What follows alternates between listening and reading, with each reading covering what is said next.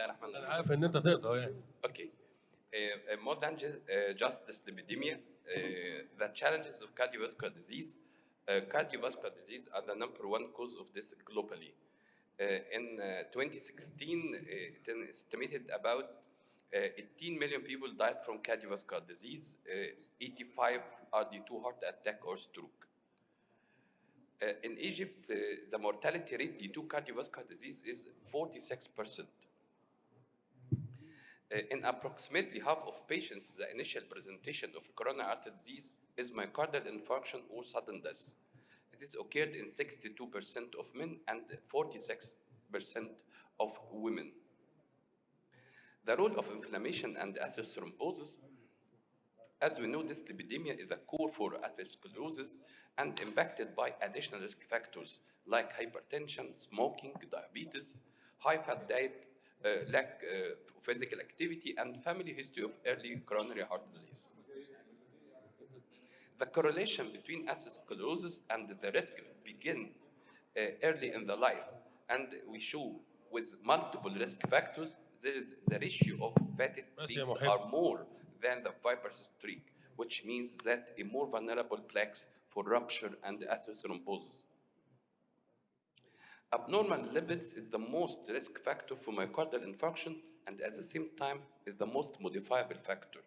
The Interheart study, which concluded from over than 15,000 patients from 52 countries, that the abnormal lipids is responsible for myocardial infarction in about 49%, and this is the most cause of MI and the most modifiable cause to prevent atherosclerotic complications. LDL cause atherosclerotic cardiovascular disease, and the evidence come from genetic, epidemiologic, and clinical studies. The reduction of LDL by 1 millimole, which equal 39 milligram per deciliter, by using of a statin reduces 21% of the major vascular events. The major coronary events decreased by 24%. The coronary revascularization need decreased by 24%. The incidence of a stroke decreased by 15%. What about mortality? The any vascular death decreased by 12%, and the any death decreased by 9%, while the effects on vascular or major vascular events decreased by 21%. Remember that the lower the better, and again, the earlier the better. So the earlier and the lower are better. Just 1% decrease in the LDL associated with decrease by 1% in the coronary artery disease risk, while 1% increase in the HDL associated by 3% decrease in the death or MI in this patient. Hypercholesterolemia in patient, 37% of Egyptian population has a high cholesterol level. The latest update from CVS 2 showed that, which done by Professor Ashraf Reda and colleagues, only 34.4% of treated patients achieved treatment goal. يعني تلت العيانين فقط هم من اللي بياخدوا العلاج وصلوا للجول. وإن 41% من العيانين دوكيومنت إن هم ما بياخدوش التابلت ريجولارلي أو افري داي. وده كان الببليكيشن بتاعت الكارديوسك بروجكت اللي كلنا موجودين فيه كأيافا، واتنشرت في الجورنال اوف بابليك هيلث ان افريكا ان 2020 about the prevalence of atherosclerosis في الايجيبشن.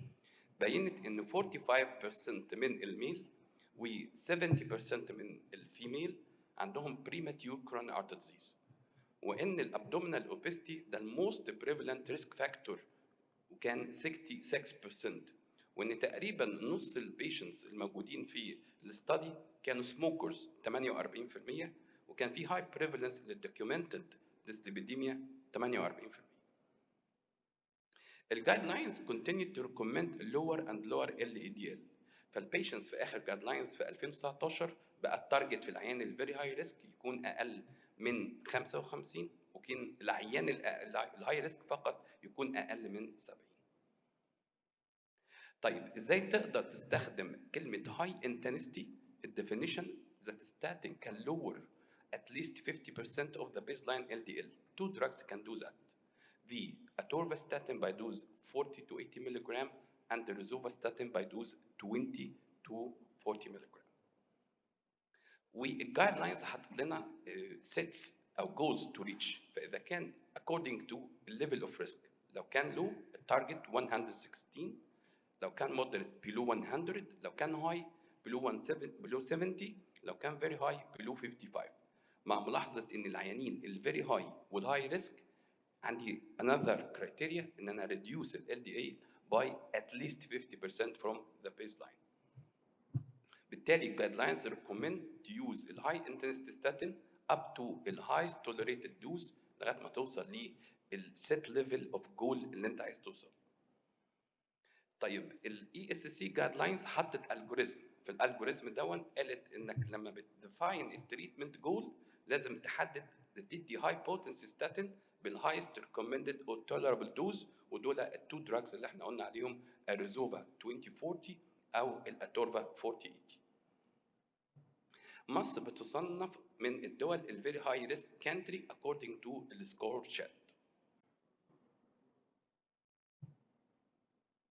وبنقدر نحسب الكالكوليتر بيقدر يحسب لك الريسك اوف الاسيسكلروزس. كانت استرازينيكا عملت كارديوفاسكولار ريسك استيميتور، وتقدر تطبق الكريتيريا اللي موجوده في العيان تحطها على الكالكوليتر تدي لك حسابين: حساب الريسك according to European say for 17% ده يعتبر very high risk، وتقدر تحسبه لك according to الامريكان اسيسكلروتيك كارديوفاسكولار ريسك كالكوليتر يبقى 29 يعتبر very high risk. الافكت اوف الريزوفاستاتين على الاسيسكلروزس، هل بيقدر يعمل ريجريجن ولا لا؟ كان في ستادي اتعملت على الكاروتيد انترميديت سيكنس بتستخدم البيتا مود الترا ساوند اسمها الميتيور ستادي، ودول كانوا بيدوا العيانين ريزوفاستاتين باي دوز 40 ملي جرام بير داي. الميتيور اول حاجه التشينجز اللي حصلت في الليبيد بروفايل ان ال LDL decreased by about 49% وال HDL increased by 8%، triglyceride decreased by 16%، total cholesterol decreased by 33%, and non-HDL decreased by 45%. بالتالي الميتيور study suggests that development of atherosclerosis can be slowed and even in a low risk asymptomatic patient لانه بيقدر يقلل ال LDL ويزود ال HDL بنسبه 8% كمان. فبالتالي قدر الكريستور انه ياخد FDA approval to slow the progression of atherosclerosis. طيب what about the HOPE 3 trial؟ الHOPE 3 trial اللي هي Heart Outcomes Prevention Evaluation دي اتعملت في 228 سنتر في 21 دولة. كانوا بياخدوا intermediate risk population ما عندهمش established cardiovascular disease. كانوا بياخدوا الانكلوجن كرايتيريا عند الستات عندهم اكتر من 65 سنة او رجالة عندهم اكتر من 55 ومعهم at least one additional risk factor، او فيميل اكتر من سن ال60 ومعهم اكتر من 2 ريسك فاكتور. طب ايه الريسك فاكتورز اللي كانوا بيبصوا عليها؟ الانكريزد ويست تو هيب ريشيو، الديسجلايسيميا، السموكينج، المايلد رينال ديسفانكشن، اللو اتش دي ال، والفاميلي هيستوري اوف كروني هارت ديزيز. كانوا بيكسكلود في الاستادي ان يكون عنده established cardiovascular disease او يكون في كونترا انديكيشن انه ما ياخدش الدراجز الموجوده في الاستادي. والاستادي دي كان فيها ميزه ان ما كانش فيه ستريكت نمبر للبلاد بريشر او ال LDL عشان يدخل بيها، بالتالي ما كانش فيها بايس او سبيسيفيك سيلكشن لجروب معين ياخد البنفيت ويقدر ما يبينش الجروبز الاخرى من البيشنت. كانت معموله 2 باي 2 ترايل، كانت على اكثر من 12000 عيان ما عندهم انترميديت ريسك وما عندهمش كارديوفاسكولار ديزيز. الاول الفاكتوريال اول مجموعه كان 6000 ماشيين على روزوفاستاتين 10 مللي جرام، قدامهم بلاسيبو 6000 بياخدوا بلاسيبو. بعد كده راح المرحله الثانيه ادى 6000 كانديزارتان على هيدروكلوروثيازيد 16 12 ونص، و3000 خدوا روزوفاستاتين مع كانديزارتان هيدروكلوروثيازيد، و3000 خدوا كانديزارتان هيدروكلوروثيازيد مع بلاسيبو. بعد كده ادى بلاسيبو في 6000 وروزوفاستاتين مع بلاسيبو في 3000 وادى بلاسيبو مع بلاسيبو في 3000. كانت الريزلتس ان اليوز اوف الروزوفاستاتين قدر ان هو يقلل الديس كارديوفاسكولار ديس والمايوكاردال انفاركشن والستروك والانسيدنس اوف الكاردياك ارست والنيد فور الريفاسكولاريزيشن والهارت فيلير باي 25%، وقدر ان هو يقلل الستروك باي 30%. كمان قدر ان هو يقلل الميوكاردال انفاركشن باي 35%. ويقدر ان هو يقلل النيد فور الكرونري ريفاسكولاريزيشن باي 37%. فكان الكونكلوجن من الهوب 3 ترايل ان الروزوفاستاتين باي دوز 10 ملغ بير داي can reduce the overall cardiovascular disease by 25%, and this is consistent benefit regardless of the level of LDL cholesterol and systolic blood pressure, with no excess in rhabdomyolysis, myopathy, or new incidence of diabetes. اللونج تيرم تريتمنت with روزوفاستاتين 20 ملغ في كبرايمر بريفنشن، ودي كانت الريزلتس فروم الجوبيتر ترايل.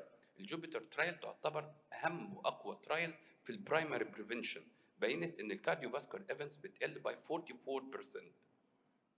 طيب الهايلايتس من الجوبيتر ان النون فيتال والفيتال ام اي قل باي 54%، ان النون فيتال اند فيتال ستروك قل باي 48%، ان النيد فور باي باس او بي سي اي او هوسبيتاليزيشن فور انستيبل انجين قل باي 47%، وان الديث فروم اني كوز قل باي 20%. وبالتالي اتنقلوا لنقطه بعد كده شاف فكره الادهرنس. الادهرنس تو كارديوفاسكولار ثيرابي، وده كانت ميتا اناليسيس اوف البريفالنس والكلينيكال كونسيكونسز، اتنشرت في اليوروبيان هارت جورنال في سنه 2013. كان الاوبجيكتيف ان هو to determine the extent to which the adherence of individual vascular medications assessed by different methods and influences and the absolute and relative risk of cardiovascular disease and all-cause mortality. ودي كانت ميتا اناليسيس اتعملت على 44 ارتكل، كان فيها حوالي 2 مليون بارتيسيبنت، كان منهم 135,000 cardiovascular disease و94,000 all-cause mortality collected على من في range from 1 to 10 years. وكان ال patients who take less than 80% of their statin have a 45% relative increase in the total mortality compared with a more adherent patient. This is a very important issue. So statin should be given for life. Once the statin type and dose is indicated, it should be continued indefinitely, then modified according to the lipid analysis or lipid profiles, but you should continue statin for life. And to conclude and take our home message, dyslipidemia is a major risk factor for cardiovascular disease, which are the #1 cause of death worldwide. The lower, the better, the earlier, the better. Statins differ from each other in the intensity and in the impact on different lipid parameters. In the Meteor study, the rosuvastatin shown to slow the progression of atherosclerosis. Rosuvastatin shows significant reduction in the major cardiovascular events when used for years, and we should go for statins for life. Thank you very much. 30 minutes يا ريس. شكرا جزيلا دكتور تامر. 13. Any question؟ هو السؤال بس يا دكتور تامر، عشان طبعا استرازينيكا ما لهاش كومباينيشن سيرب. لو العيان هاي ريسك او فيري هاي ريسك وما وصلش للتارجت بتاعه، يس بالنسبه لهم هتدبل الدوز بتاع هو we can go up to 40 ملغ في الروزوفاستاتين.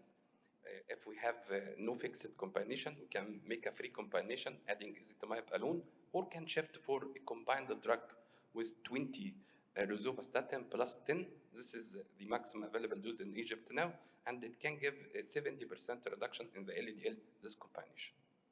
طيب برضه التو كومنت اللي كان قالهم الدكتور صبحي، لو انت عندك نزل تحت ال 55 وما زال بيجي له اثيروسكلوتيك ايفنت سواء بريفرال او we can go with LDL below than 40 if we cannot with the maximum tolerated dose plus ezetimibe. We can add biskinine, which is available now by 2 drugs or 2 trade names in Egypt now. يبقى 2 drugs are allowed.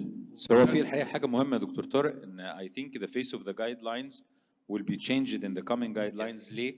لأن دلوقتي هو صنف ال very high risk وال extremely high risk. ال very high risk patients we should start with combination from first step. فدي قصة مهمة، بس طبعا هي it's not in the guidelines. هيكون التشينجز اللي موجودة إنه الاكسبريشن بتاع الليبيد لورنج ثيرابي هيكون هو الدومينيتنج بعيدا عن فكره الستاتين ثيرابي.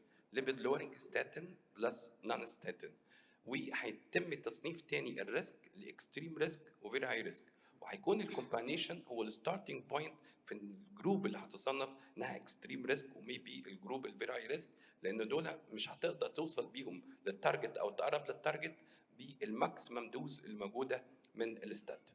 هو ايفن برضه دكتور طارق الكومباينيشن ثيرابي، ما انت ممكن تدي روسوفاستاتين لوحده واستماب لوحده، Yes. وفي ناس حتى بتفضل كده على اساس ان يبعدهم عن بعض علشان السايد افكتس. يعني اي دراج سواء ستاتين وفايبريتس او ستاتين وستامايب ساعات بنفضل، ولو ان وان بيل طبعا سنجل بيل يعني بتبقى في الادهيرنس والكومبلاينس افضل، انما بالنسبه للسايد افكتس ان احسن، خصوصا لو واحد بيجي له شويه وجع في عضلاته ومش عارف ايه، لا خلي واحده الصبح وواحده بالليل. sometimes patients بacute coronary syndrome لازم تبتدي بالماكسيمم tolerable dose regardless the LDL level. Yes. الكلام اللي طالع جديد في 21 ابريل unlikely الناس دول تبتدي لهم combination لو unlikely انه you will go down للتارجت. انما احنا في مصر ما اعتقدش في ناس كتير بتجرب الروزوفا 40 from the start. Yes. To my mind I would think if we would start with روزوفا 40 يمكن ما نحتاجش نوصل بالcombination. بس الديفرنسز ما بين الروزوفا 20 والروزوفا 40 and the reduction of LDL not far away.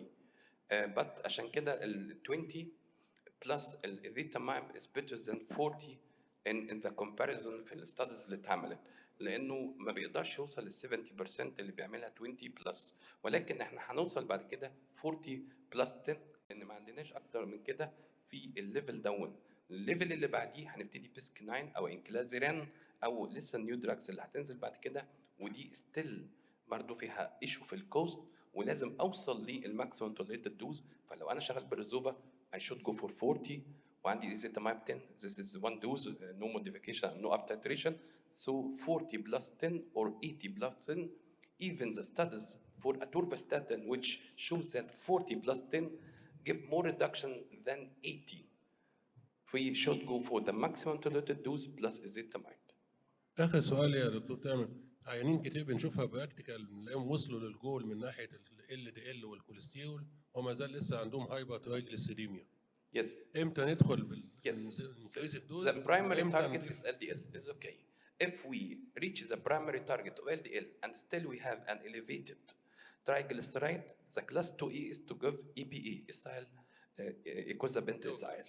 وال2B ان احنا نضيف الفايبريتس في بعض الحالات اللي هي هتكون الكوست بالنسبه للاي بي اي، ولكن ال 2A هو الاي بي اي 2 by 2 4 grams per day. This is the recommended dose. It will aid for reduction of triglyceride to target. It will aid for more reduction of LDL, and according to the evaporate, it add to regression of the atherosclerotic plaque. At what level of triglyceride we can add? Target to be below 150 to reach 150. Thank you very much. I think for the sake of time, we have to close up this session.